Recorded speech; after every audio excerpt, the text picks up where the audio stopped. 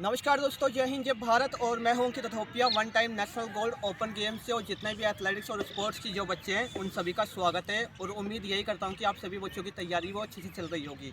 दोस्तों, आज का जो ऐसा टॉपिक है यानी कि स्पोर्ट्स की जो बच्चे हैं, ठीक है, यानी कि आपने टाइटल देख के आप समझ गए होंगे।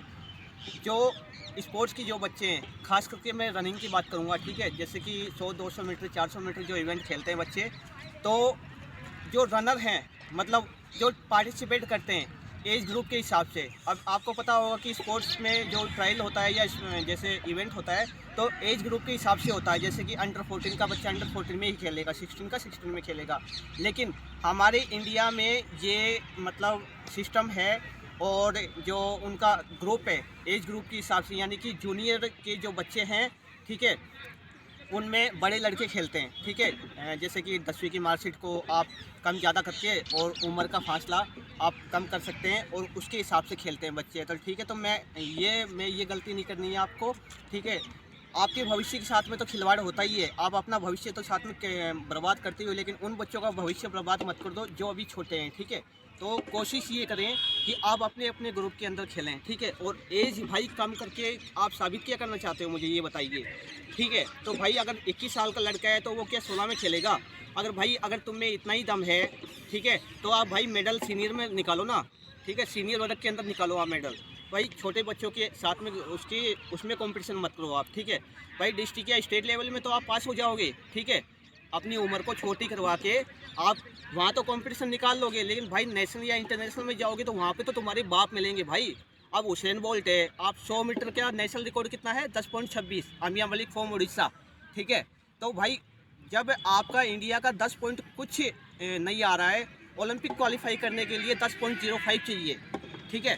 तो भाई अब मुझे आप बताइए, तो हुसैन बोल्ट के साथ में टक्कर मिलेगी तो वहाँ जाके आपका तो सिस्टम गड़बड़ा जाएगा भाई। तो मैं इतना ही कहना चाहूँगा कि जितने भी बच्चे हैं भाई, है ना, वो अपने अपने ग्रुप के हिसाब से खेले। और सीनियर के तो सीनियर के अंदर खेले, ठीक है भाई। तो अपना जो टैलेंट है वो सीनियर के अंदर दिखाए, छोटे बच्चों की आप ऐसी ना करें, ठीक है।